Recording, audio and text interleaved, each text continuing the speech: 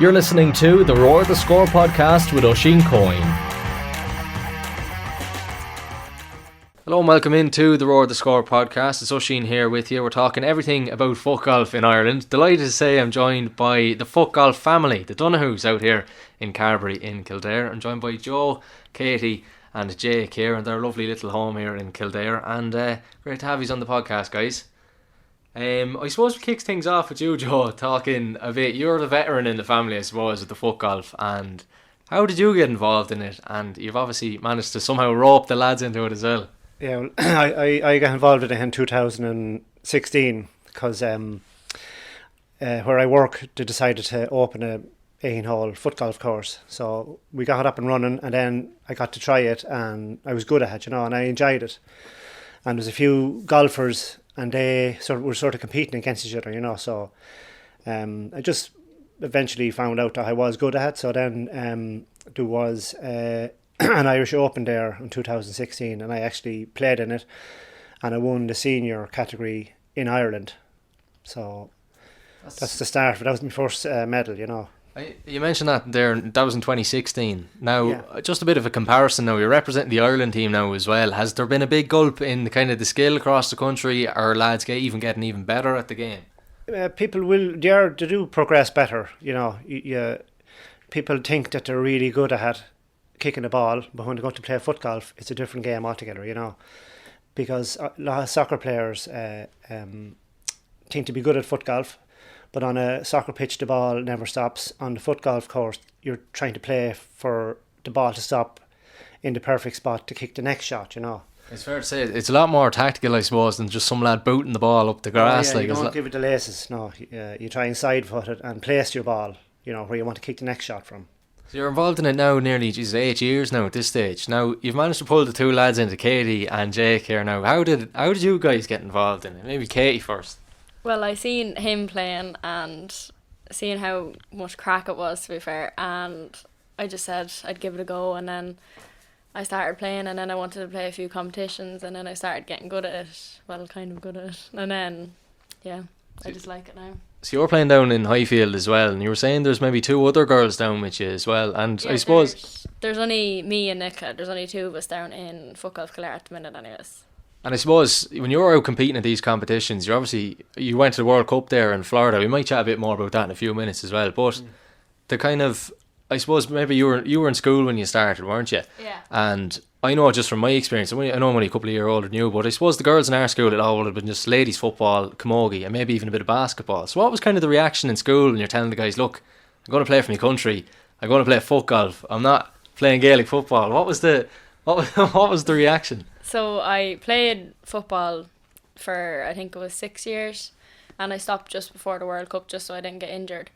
But when I mentioned it to them that I was going to the Four Nations in 2022, they were all shocked. They were like, sure, that's not competitive at all. But when we came back with the trophy, they were like, oh geez, it's a bit crack. They saw the bright side of it then. Jake, you're actually new enough to the game as well now. You're after doing very well. You've got that green jersey on you in the next few months, but you're only still in school. And I know a lot of lads probably playing FIFA now, playing a bit of career mode, wouldn't mind playing for Ireland, even on the game. But you're going to do it in the next few months. What did the lads make of you getting involved? I don't know.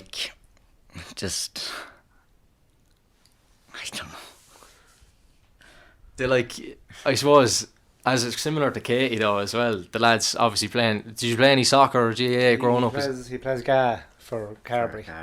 School. And I suppose the lads on the GAA team, they might fancy their chances now going out in a Footgolf course, but you have the upper advantage now. You can say, "Geez, I'm playing for Ireland, lads. You can't contest with me." They're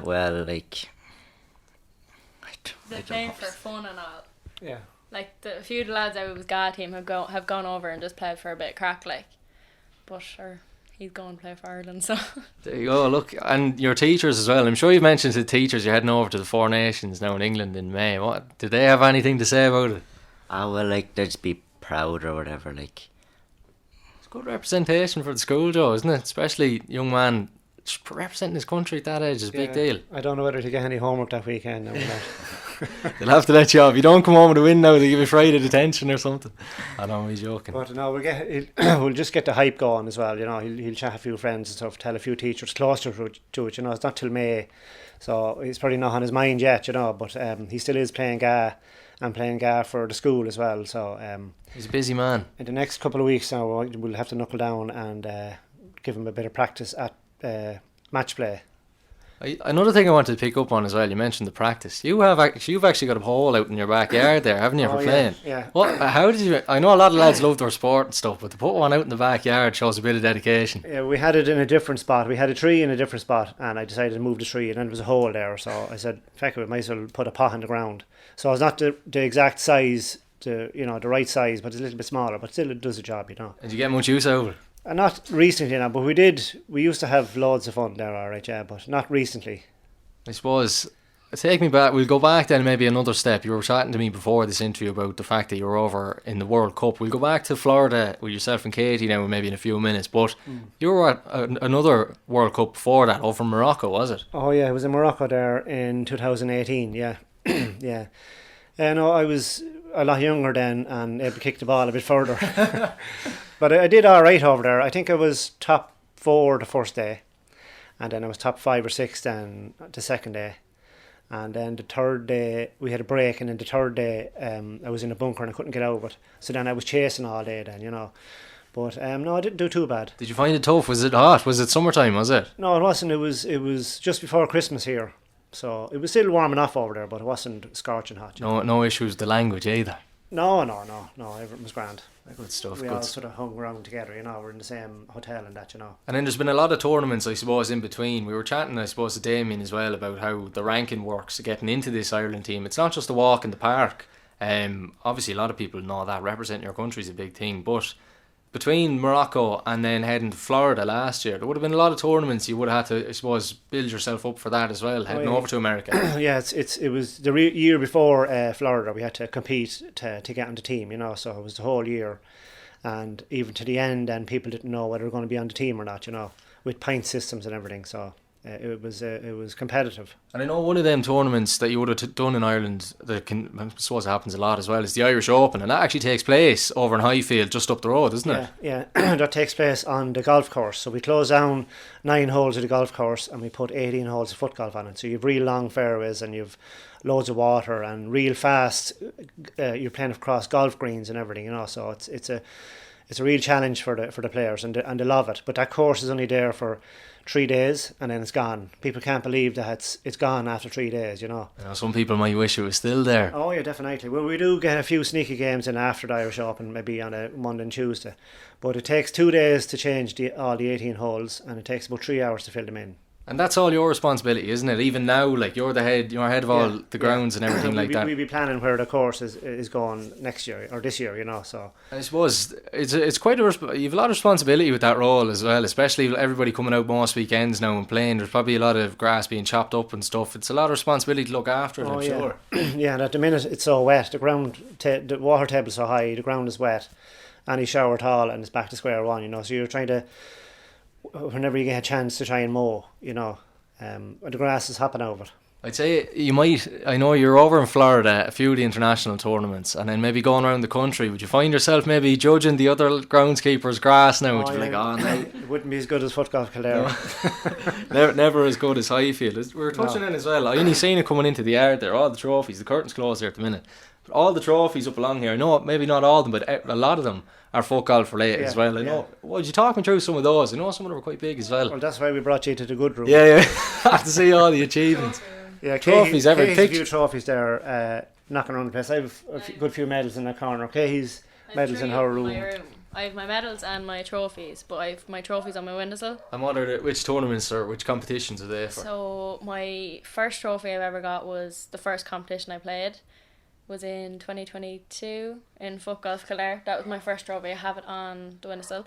And then I won the Women's International Cup, wasn't it? Women's International Cup in 2022, and then I won the one in 2023 as well. So I have 2 of them on my windowsill as well, and then all my medals from my competitions and stuff on my curtain pole.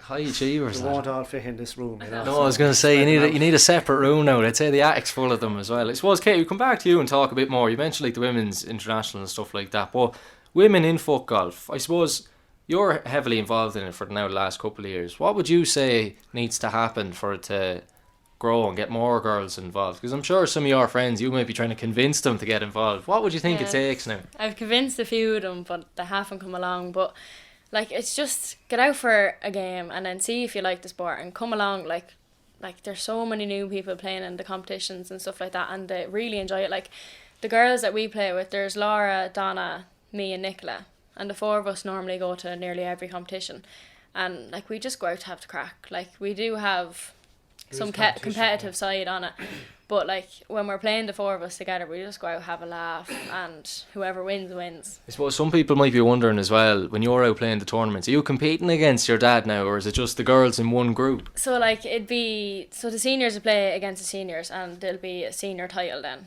for that, so it'll be first, second and third, and it's the same with the women. So the women are only playing against the women, but they'll be playing off a different tee box. yeah. The So the ladies. women and the juniors play off a different tee box compared to the men. There's not much of a difference, but in some holes there can be. Yeah. I suppose sticking to, getting your friends involved in it as well. Jake, obviously we mentioned you were in school still with the lads. Do you try get the lads down to play with you on the weekend? Yeah, well, some of them go down to Highfield, but not really into competitions or anything. No, you're the only man that's got the competitive edge above them. Yeah. He's dying to win. He's dying to get some of these trophies here, Joe. I suppose we go on then, lads, to Florida. Obviously, huge achievement. The two of you going over yourself, Joe and Katie. Talk me a bit about that. I know you had a big summer last year with the Leaving Cert. How did you balance a Footgolf World Cup and a Leaving Cert in one? Well, I studied before I went over, and then I did an odd bit of study. Not much. An odd bit. An odd bit of study when I was over there.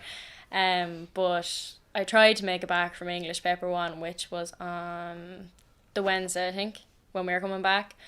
And unfortunately, I didn't make it back for that exam. Did they give you the option to repeat or No, I wasn't allowed to repeat it even in a different school.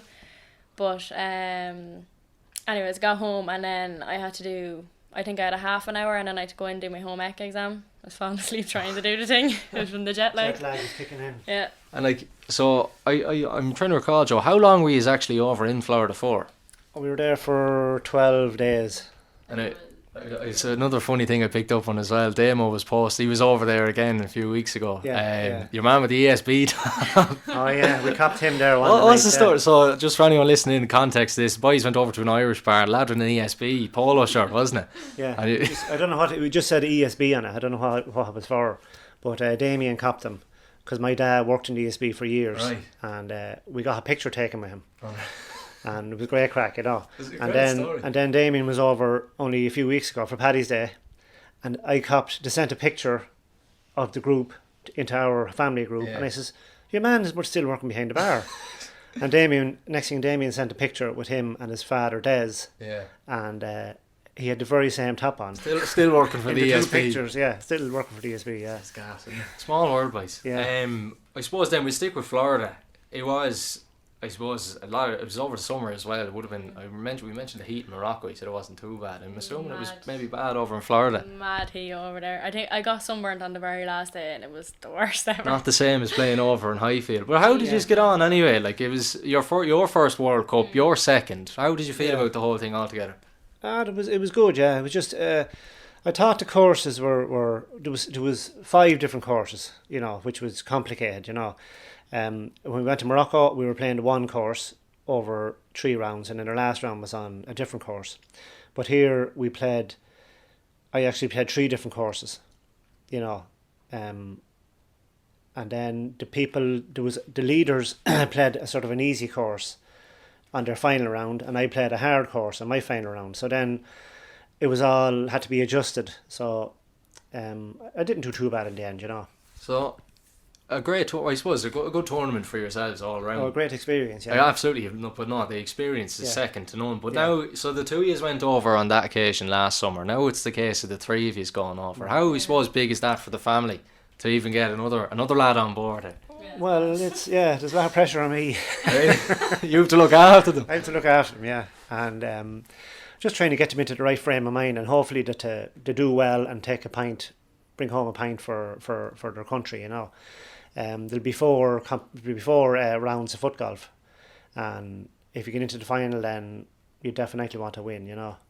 I suppose I was chatting to a few people now that were interested in Footgolf, maybe hadn't really dove into it much before, and they were kind of wondering, like, people nowadays especially, the kids are always at home on the smartphones. How do we get them out of the house? Yeah. And people are wondering, like, is Footgolf a good way to get all the family in? Can we bring the girls down? Can we bring the young lads down? And even the older fellas as well? You can even bring a little child in a buggy, you know. You can wheel the buggy around the place. Bring your dog on a lead, you know. So it's all inclusive. Oh yeah, it's you know, it's over in Footgolf Kildare is completely separate in golf, you know. So you're safe when you're out on the Footgolf course. It's just when people hear golf, like it's Footgolf, but when they hear golf, they say, "Oh, I don't know." But it's only kicking the ball into a hole, that's all it is. And everybody likes kicking the football. There you go. And I suppose I'd say it's brought you even closer together as well, definitely. I'd say, well, even just sitting here now, he's having a good chuckle away. But I think it definitely has brought you closer together, even just seeing it from the outside. I suppose then we look ahead, even maybe past the next couple of weeks, into May then, heading into that Four Nations. It's a big tournament coming up as well. Yeah. And then followed by the Euros in December as well. So you've got pretty much another half of the year to go. Yeah, we won't be in the Euros though, won't we? I think they're already picked for the Euros, aren't they? We won't be playing. Yeah, we won't be playing. There's 6 men playing in the Euros. And see how they get on then, whether Ireland gets to go over or not, you know. How are you feeling? How are you feeling about heading into the Four Nations then over in England as well? I don't know, looking forward to it, you know. Meeting all the lads again from the last. Is there ever an element? And I know you're in the game now a long while, but is there ever an element of nerves? Yeah, maybe for you, Jay, would you even feel a bit nervous now? Because you seem like quite a confident lad now in front of me here now. But would you ever be a bit nervous going into this, your first big tournament? A bit nervous, yeah. If like I have a long putt or whatever, and especially match play, like it would be a lot of pressure. Then there'd be people watching as well, and. With cameras and everything, you know, so you don't want to be missing an easy putt. That took me a while to get used to with the cameras. And stuff, especially over in Orlando. There was so much. Really? Like you're going for your putt and there's about 10 people recording you, and you're like, oh, I better not miss this now. Scary stuff, that place. Yeah. Right. I suppose just to finish up on it. I suppose any advice, we mentioned how kind of it brings like families closer together and it's all inclusive. But I suppose any advice for anyone looking to get involved, and maybe people looking to bring the families down. Not even just in Kildare, but I suppose into Footgolf in general, because there's a lot of courses around the country as well. Just go to a Footgolf course, bring a football, bring a friend, go and try it. And once you try it once, you'll love it, you know, and then you can spread the word. You know, it's just to try it once, and then you'll be hooked. Fantastic stuff. Listen, Joe, Katie and Jake, thanks so much for your time this evening, guys. Thanks so much for coming on the podcast, and the best of luck in the Four Nations. Thanks a million. Thank you. Thanks, guys. Thanks for listening to this episode of Roar the Score. If you enjoyed, make sure to hit that subscribe button and turn on those post notifications.